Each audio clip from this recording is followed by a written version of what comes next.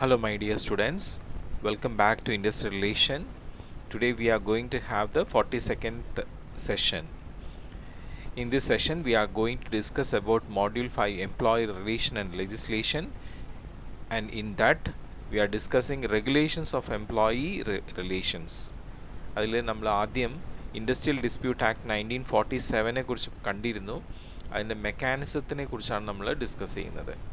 അതായത് industrial dispute act അനുസരിച്ച് ഓർഗനൈസേഷനിൽ തർക്കങ്ങൾ ഉണ്ടാവുമ്പോൾ ആ തർക്കങ്ങൾ പരിഹരിക്കാനുള്ള സംവിധാനങ്ങൾ എന്തൊക്കെയാണെന്നാണ് ഈ ഒരു സെഷനിൽ നമ്മൾ ഡിസ്കസ് ചെയ്യാൻ പോകുന്നത്. അതിൽ ആദ്യം വരുന്നതാണ് grievance redressal committee. Grievance redressal committee.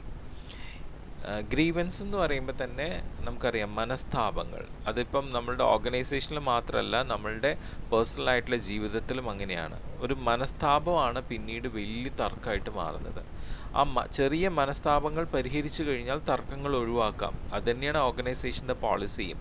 So ഓർഗനൈസേഷൻ്റെ ഉള്ളിൽ എംപ്ലോയീസിന് എന്തെങ്കിലും ചെറിയ തരത്തിലുള്ള മനസ്താപങ്ങൾ ഉണ്ടാവുമ്പോൾ തന്നെ ആ മനസ്താപങ്ങൾ അത് പരിഹരിക്കണം. അതാണ് ഇൻഡസ്ട്രിയൽ ഡിസ്പ്യൂട്ട് ആക്ട് പറയുന്നത്. അതിന് വേണ്ടിയിട്ടാണ് ഗ്രീവൻസ് റീഡ്രസൽ കമ്മിറ്റി ഫോം ചെയ്യേണ്ടത്. അപ്പം ഈ ഒരു ഇൻഡസ്ട്രിയൽ ഡിസ്പ്യൂട്ട് IDA 1947 അനുസരിച്ച് പറയുന്നത് ഇങ്ങനെയാണ്. സെക്ഷൻ 9 പറയുന്നത് ഇങ്ങനെയാണ്. അതായത് ഏതൊരു ഇൻഡസ്ട്രിയൽ എസ്റ്റാബ്ലിഷ്മെൻറ്റിലും 50-ൽ കൂടുതൽ എംപ്ലോയീസ് ഉള്ള ഒരു എസ്റ്റാബ്ലിഷ്മെൻ്റ് ആണെങ്കിൽ തീർച്ചയായിട്ടും അവിടെ ഒരു ഗ്രീവൻസ് സെറ്റിൽമെൻറ്റ് അതോറിറ്റി ഉണ്ടായിരിക്കണം എന്ന് പറയുന്നു. ഞാൻ ഒന്നുകൂടി പറയാം. ഏതൊരു ഇൻഡസ്ട്രിയൽ എസ്റ്റാബ്ലിഷ്മെൻറ്റിൽ 50-ൽ കൂടുതൽ എംപ്ലോയീസ് ഉണ്ടെങ്കിൽ അവിടെ തീർച്ചയായിട്ടും ഗ്രീവൻസ് സെറ്റിൽമെൻറ്റ് അതോറിറ്റി ഉണ്ടായിരിക്കണം. പിന്നെ പറയുന്ന ഒരു കണ്ടീഷനാണ്, ഏതൊരു ഇൻഡസ്ട്രിയൽ എസ്റ്റാബ്ലിഷ്മെൻറ്റിലും 20-ൽ കൂടുതൽ എംപ്ലോയീസ് ഉള്ളതാണെങ്കിൽ തീർച്ചയായിട്ടും അവിടെ ഒരു ഗ്രീവൻസ് റീഡ്രസൽ കമ്മിറ്റി ഉണ്ടായിരിക്കണം. ഓക്കെ, സോ 20-ൽ കൂടുതൽ എംപ്ലോയീസ് ഉണ്ടെങ്കിൽ അവിടെ ഗ്രീവൻസ് റീഡ്രസൽ കമ്മിറ്റി ഉണ്ടായിരിക്കണം. 50-ൽ കൂടുതൽ എംപ്ലോയീസ് ഉള്ളതാണെങ്കിൽ തീർച്ചയായിട്ടും അവിടെ ഗ്രീവൻസ് സെറ്റിൽമെൻറ്റ് അതോറിറ്റി ഉണ്ടായിരിക്കണം. ഓക്കെ, സോ ഈ ഗ്രീവൻസ് സെറ്റിൽമെൻറ്റ് അതോറിറ്റി എന്ന് പറയുന്നത് ഈ ഗ്രീവൻസ് റീഡ്രസൽ കമ്മിറ്റിയിലുള്ള വ്യക്തിയാണ്.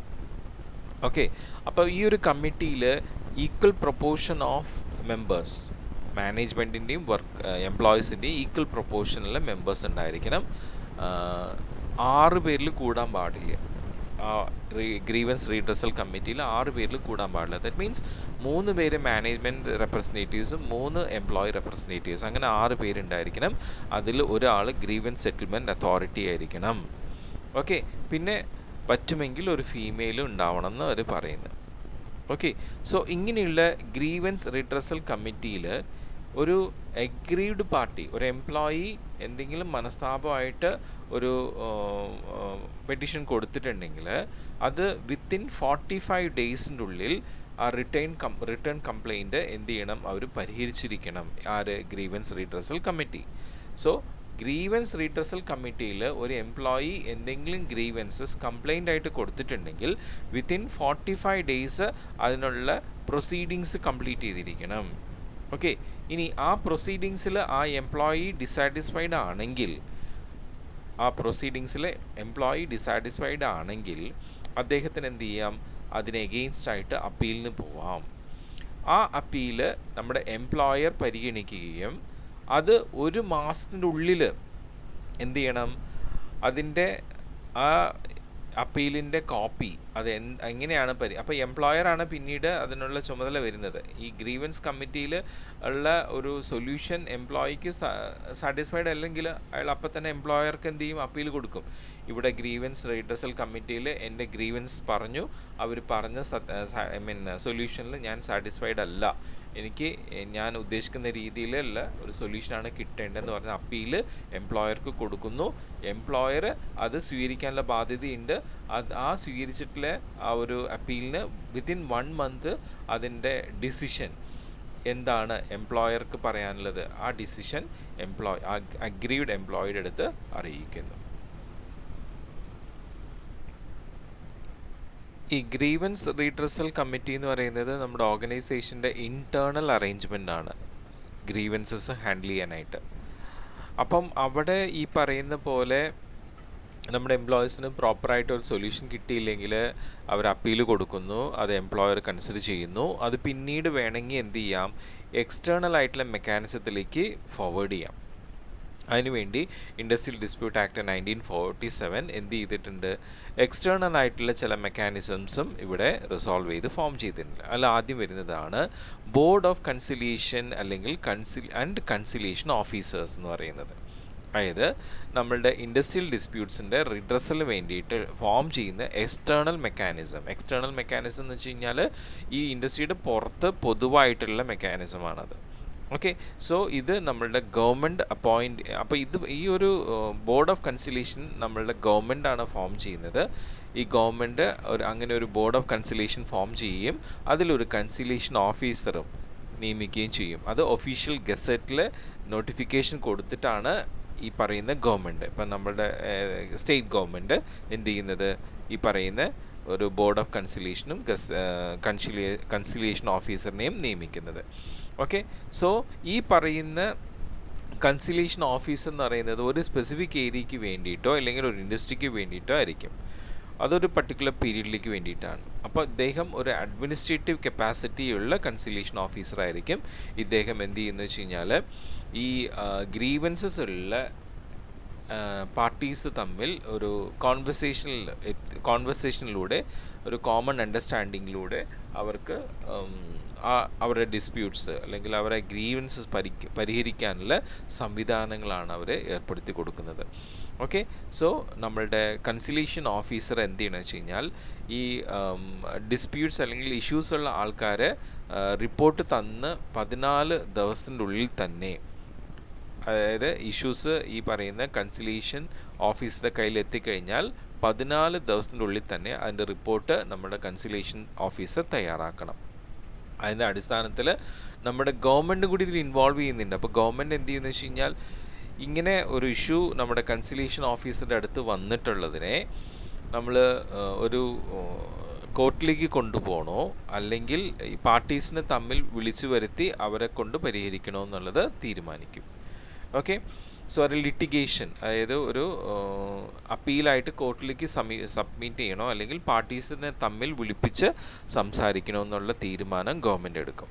അപ്പോൾ അതനുസരിച്ച് നമ്മളൊരു കൺസിലേഷൻ ബോർഡ് ഫോം ചെയ്യും.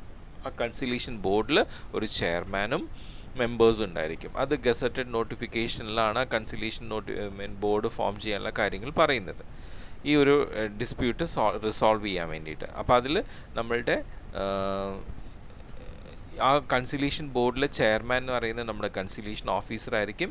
അതുകൂടാതെ 2-4 മെമ്പേഴ്സ്. ആ മെമ്പേഴ്സ് എന്ന് പറയുന്നത് നമ്മളുടെ ഈ ഗ്രീവൻസ് ഉള്ള പാർട്ടീസിൻ്റെ റെപ്രസെൻറ്റേറ്റീവ്സ് ആയിരിക്കും. ഓക്കെ, അവർക്ക് പേഴ്സണലായിട്ട് ഈ ഒരു ഗ്രീവൻസിൽ ഈ ഒരു കേസിൽ ഇൻവോൾവ്മെൻറ്റ് ഉണ്ടാവാത്ത ആൾക്കാരായിരിക്കും. അത് നമ്മുടെ പാർട്ടീസ് പറഞ്ഞിട്ട് അവർ സമ്മതിക്കുന്ന റെപ്രസെൻറ്റേറ്റീവ്സിനാണ് അതിൻ്റെ മെമ്പേഴ്സാക്കി മാറ്റുന്നത്. ഓക്കെ, സോ അങ്ങനെയുള്ളവർ വന്ന് എന്ത് ചെയ്യുന്നു, ഈ പറയുന്ന പാർട്ടീസിന് വേണ്ടി റെക്കമെൻഡ് ചെയ്യുന്ന ആ മെമ്പേഴ്സുമായിട്ട് ഇരുന്ന് ഡിസ്കസ് ചെയ്ത് ഈ പ്രോബ്ലം എങ്ങനെ സോൾവ് ചെയ്യാം എന്നുള്ളത് അവിടെ അവർ ചർച്ച ചെയ്യുന്നുണ്ടാവും. ഈ ബോർഡ് ഓഫ് കൺസിലിയേഷനിൽ നമ്മളുടെ ഗ്രീവൻസ് പാർട്ടീസ് എത്തി അവരൊരു കൺക്ലൂഷനിൽ എത്താൻ പറ്റിയില്ലെങ്കിൽ പിന്നീട് ഗവൺമെൻറ് പറയുന്ന രീതിയിലായിരിക്കും കാര്യങ്ങൾ മുന്നോട്ട് പോവുക. ഈ കൺസിലേഷൻ ബോർഡിന് സ്വമേധയാ ഒരു തീരുമാനം എടുക്കാനുള്ള അധികാരമില്ല. എപ്പോഴും ഗവൺമെൻറ് റെഫറൻസിലാണ് അവർ കാര്യങ്ങൾ ചെയ്യുന്നത്. അപ്പോൾ വൺസ് ഈ പറയുന്ന ബോർഡ് ഓഫ് കൺസിലേഷനിൽ ഒരു ഗ്രീവൻസസ് സോൾവ് ചെയ്താൽ അതിനെ 2 മാസത്തിനുള്ളിൽ ഈ ബോർഡ് അതിൻ്റെ റിപ്പോർട്ട് ഗവൺമെൻറ്റിലേക്ക് എത്തിക്കണം. ഗവൺമെൻറ് അത് 30 ഡേയ്സിനുള്ളിൽ പബ്ലിഷ് ചെയ്യും. ഓക്കെ, അങ്ങനെയാണ്. അപ്പോൾ ബോർഡിൽ ഈ പറയുന്ന ഗ്രീവൻസസ് സോൾവ് ചെയ്യപ്പെട്ടില്ല എന്നുണ്ടെങ്കിൽ പിന്നെ ആ ഡിസ്പ്യൂട്ട് എന്ത് ചെയ്യാം, ഇൻഡസ്ട്രിയൽ ട്രൈബ്യൂണൽ അല്ലെങ്കിൽ ലേബർ ട്രൈബ്യൂണലിലേക്ക് കൊണ്ടുപോവാം. അപ്പോൾ നോക്കൂ, ആദ്യം ഗ്രീവൻസ് കമ്മിറ്റി, റീഡ്രസൽ കമ്മിറ്റി ഓർഗനൈസേഷൻ്റെ ഉള്ളിൽ അവിടെ ഡിസ്പ്യൂട്ട് സോൾവ് ചെയ്യാൻ നോക്കുന്നു. അവിടെ പറ്റിയില്ലെങ്കിൽ നമുക്ക് എക്സ്റ്റേണൽ ആയിട്ടുള്ള അറേഞ്ച്മെൻറ്റ്സിൽ ബോർഡ് ഓഫ് കൺസിലേഷനിലേക്ക് വരുന്നു. അവിടെയും പറ്റിയില്ലെങ്കിൽ ഇൻഡസ്ട്രിയൽ ട്രൈബ്യൂണൽ, പിന്നെ national tribunal. Industrial tribunal, national tribunal എന്ന് പറയുമ്പോൾ ഇത് രണ്ടും ഒരു ക്വാസി ജുഡീഷ്യൽ ബോഡിയാണ്. അതായത് നമ്മളുടെ ശരിക്കും നമ്മുടെ കോർട്ട് പോലെയുള്ള ഒരു അറേഞ്ച്മെൻ്റ് ആണ്. കോർട്ടിന് സമാനമായിട്ടുള്ള അറേഞ്ച്മെൻ്റ് ആണ് അത് ഗവൺമെൻറ് ആയിട്ട് ഉണ്ടാക്കിയിട്ടുള്ളതാണ്. ഇൻഡസ്ട്രിയൽ ട്രൈബ്യൂണൽ എന്ന് പറയുമ്പോൾ നമ്മുടെ ഒരു ഇൻഡസ്ട്രിക്ക് ബേസ് ചെയ്തിട്ടും, നാഷണൽ ട്രൈബ്യൂണൽ എന്ന് പറയുമ്പോൾ നമ്മളുടെ നാഷണൽ ലെവലിലുള്ള ഒരു ജുഡീഷ്യൽ ബോഡിയാണ്. ഓക്കെ, അപ്പം ഇൻഡസ്ട്രിയൽ ട്രൈബ്യൂണൽ ആ ഇൻഡസ്ട്രി ബേസ് ചെയ്തിട്ടുള്ള ജുഡീഷ്യൽ ബോഡിയും, നാഷണൽ ട്രൈബ്യൂണൽ നാഷണൽ ലെവലിലുള്ള ജുഡീഷ്യൽ ബോഡിയാണ്. ഓക്കെ, സോ ഇതും ഗവൺമെൻറ് നോട്ടിഫിക്കേഷനിലൂടെ നമ്മുടെ ഇൻഡസ്ട്രിയൽ ഡിസ്പ്യൂട്ട് ആക്ട് അനുസരിച്ചിട്ടാണ് ഇൻഡസ്ട്രിയൽ ട്രൈബ്യൂണൽ ഫോം ചെയ്യുന്നത്. അപ്പം ഈ പറയുന്ന പാർട്ടീസിൻ്റെ നോട്ടീസ് അനുസരിച്ച് ആണ് ഇവർ എന്ത് ചെയ്യുന്നത്, ഇൻഡസ്ട്രിയൽ ട്രൈബ്യൂണൽ അവരുടെ ഡിസ്പ്യൂട്ട്സ് സോൾവ് ചെയ്യുന്നത്. അപ്പം അവരുടെ ജുറിസ്ഡിക്ഷൻ, ഈ പറയുന്ന പാർട്ടീസ് ഏത് ഇൻഡസ്ട്രിയിലാണ് ആ ഇൻഡസ്ട്രിയുടെ ജുറിസ്ഡിക്ഷൻ അനുസരിച്ചിട്ടാണ് ആ ഇൻഡസ്ട്രിയൽ ട്രൈബ്യൂണലിൽ ആ ഡിസ്പ്യൂട്ട്സ് സോൾവ് ചെയ്യുന്നത്. ഇനി സിവിയർ ആയിട്ടുള്ള ഡിസ്പ്യൂട്ടാണ്, അതിൽ നാഷണൽ ലെവലുള്ള ഒരു തീരുമാനം എടുക്കണം എന്നുണ്ടെങ്കിലാണ് നാഷണൽ ട്രൈബ്യൂണലിലേക്ക് പോവുക. അവിടെ ഈ പറഞ്ഞ പോലെ തന്നെ നമുക്ക് ഈ പറയുന്ന ഈ ഡിസ്പ്യൂട്ട് എന്ന് പറയുന്നത് ഒന്നിൽ കൂടുതലായിട്ടുള്ള ഇൻഡസ്ട്രീസിനെ ബാധിക്കുന്ന രീതിയിലുള്ള ഡിസ്പ്യൂട്ട് ആണെങ്കിലാണ് നാഷണൽ ട്രൈബ്യൂണലിൽ പോകുന്നത്. ഓക്കെ,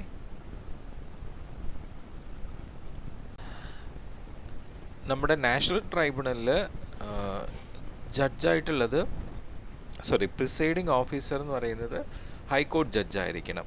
ഓക്കെ, ഹൈക്കോർട്ട് ജഡ്ജിൽ ആ പൊസിഷനിൽ സേവനമനുഷ്ഠിച്ചിട്ടുള്ള വ്യക്തിയായിരിക്കണം. 65 വയസ്സിൽ കുറയാത്ത പ്രായം ഉണ്ടായിരിക്കണം. ആ സെയിം പവറിൽ തന്നെ ആയിരിക്കണം അവർ എക്സ്പീരിയൻസ് ഉണ്ടാവുക. ഓക്കെ, അപ്പോൾ അവരാണ് അവിടെ പ്രിസൈഡിങ് ഓഫീസറായിട്ട് നിലകൊള്ളുന്നത്. അപ്പം ഇൻഡസ്ട്രിയൽ ട്രൈബ്യൂണൽ, നാഷണൽ ട്രൈബ്യൂണൽ ഇതൊന്നും അല്ലാതെ ഇപ്പം നേരിട്ട് കോർട്ടിൽ, അപ്പം ഈ ഇൻഡസ്ട്രിയൽ ട്രൈബ്യൂണൽ, നാഷണൽ ട്രൈബ്യൂണലൊക്കെ നമുക്ക് എന്താണ്, നമ്മളുടെ ശരിയായിട്ടുള്ള കോർട്ടിനെ പോലെയുള്ള സമാനമായിട്ടുള്ള അറേഞ്ച്മെൻ്റാണ്, ഗവൺമെൻറ് ചെയ്തിട്ടുള്ള അറേഞ്ച്മെൻ്റാണ്. ഇനി അതൊന്നും പറ്റില്ല, നേരിട്ട് കോർട്ടിൽ പോകണമെന്നുണ്ടെങ്കിൽ അപ്പോൾ നമുക്ക് ലേബർ കോർട്ടിലാണ് പോവുക. ലേബർ കോർട്ടിന് പോകണക്ക് മുമ്പായിട്ട് അവിടെ നമുക്ക് കോർട്ട് ഓഫ് എൻക്വയറി ഉണ്ട്. ഇത് നമ്മുടെ ഇൻഡസ്ട്രിയൽ ആക്ട് അനുസരിച്ച് ഗവൺമെൻറ് ഫോം ചെയ്തിട്ടുള്ളതാണ്. ഈ ഒരു കോർട്ട് ഓഫ് എൻക്വയറിയിൽ ആദ്യം നമ്മളെ ഡിസ്പ്യൂട്ടിനെ കുറിച്ചുള്ള എൻക്വയറീസ്, റിലവൻ്റ് ആയിട്ടുള്ള ഇൻഫർമേഷൻസ് കളക്ട് ചെയ്യുന്ന എൻക്വയറീസ് നടത്തും. അത് കഴിഞ്ഞിട്ടാണ് ലേബർ കോർട്ടിൽ പോവുക. ലേബർ കോർട്ടിൽ പോയി കഴിഞ്ഞാൽ നമുക്ക് ശരിക്കും നിയമപരമായിട്ടുള്ളൊരു കോർട്ടാണ്. അവിടെ നമ്മളുടെ ഈ പറയുന്ന ഡിസ്പ്യൂട്ട് നമ്മൾ ലീഗലായിട്ട് നമ്മൾ ഡിസ്കസ് ചെയ്യുകയാണ് ചെയ്യുന്നത്. അപ്പോൾ അവിടെ ഈ പറയുന്ന ഗവൺമെൻറ് എന്ത് ചെയ്യുന്നുണ്ട്, ഇത്തരത്തിൽ ലേബർ കോർട്ടിൽ ലേബറിൻ്റെ ഡിസ്പ്യൂട്ട്സ് അതൊക്കെ പ്രൊസീഡ് ചെയ്യാനായിട്ട് ഒരു പേഴ്സണെ അപ്പോയിൻറ്റ് ചെയ്തിട്ടുണ്ടാവും. ആ പേഴ്സൺ എന്ന് വെച്ചാൽ എഗെയിൻ ഹൈക്കോർട്ട് ജഡ്ജി ലെവലിൽ, അല്ലെങ്കിൽ ഡിസ്ട്രിക്ട് ജഡ്ജ് ലെവലിൽ, അല്ലെങ്കിൽ അഡീഷണൽ ഡിസ്ട്രിക്ട് ജഡ്ജ് ലെവലിൽ 3 years എങ്കിലും അവിടെ ജോലി ചെയ്തിട്ടുണ്ടാവണം. അതുപോലെ നമ്മുടെ ഇന്ത്യയിൽ കുറഞ്ഞത് 7 വർഷത്തിൽ കുറയാതെ ജുഡീഷ്യൽ ഓഫീസ് കൈകാര്യം ചെയ്ത വ്യക്തിനെ ആയിരിക്കും അവിടെ ലേബർ കോർട്ടിൽ ജഡ്ജായിട്ട് നിയമിക്കുന്നത്. പിന്നെ ഈ പറയുന്ന ലേബർ കോർട്ടിൻ്റെ ജൂറിസ്ഡിക്ഷൻ, ഏതൊക്കെ ഇൻഡസ്ട്രി ഈ ഒരു ലേബർ കോർട്ടിൻ്റെ നിയമപരിധിയിൽ വരുന്നു എന്നുള്ള കാര്യങ്ങളൊക്കെ അതിൻ്റെ ഇൻഡസ്ട്രിയൽ ഡിസ്പ്യൂട്ട് ആക്ടിൻ്റെ 2nd ഷെഡ്യൂൾ അനുസരിച്ചിട്ടാണ് അവർ ഓരോ ലേബർ കോർട്ടിലും ഫോം ചെയ്യുന്നത്. അപ്പോൾ അങ്ങനെ ഒരു ഇൻഡസ്ട്രിയൽ ഡിസ്പ്യൂട്ട് നമ്മുടെ ഗ്രീവൻസ് റീഡ്രസൽ കമ്മിറ്റിയിൽ തൊട്ട് അത് കഴിഞ്ഞാൽ ബോർഡ് ഓഫ് കൺസിലേഷനിൽ പോവാം, അത് കഴിഞ്ഞാൽ നമുക്ക് ഇൻഡസ്ട്രിയൽ ട്രൈബ്യൂണൽസിൽ പോവാം, അത് കഴിഞ്ഞാൽ നാഷണൽ ട്രൈബ്യൂണലിലേക്ക് പോവാം. ഇനി ഇതൊന്നും പറ്റിയില്ലെങ്കിൽ ലേബർ കോർട്ടിൽ പോവാം. അങ്ങനെ ഇൻറ്റേർണൽ എക്സ്റ്റേണൽ ആയിട്ടുള്ള പല മെക്കാനിസംസ് ആണ് നമ്മുടെ ഇൻഡസ്ട്രിയൽ ഡിസ്പ്യൂട്ട് ആക്ട് ഈ പറയുന്ന ഇൻഡസ്ട്രിയിലുള്ള ഡിസ്പ്യൂട്ട്സ് ഹാൻഡിൽ ചെയ്യാൻ വേണ്ടിയിട്ട് ഫോം ചെയ്തിട്ടുള്ളത്.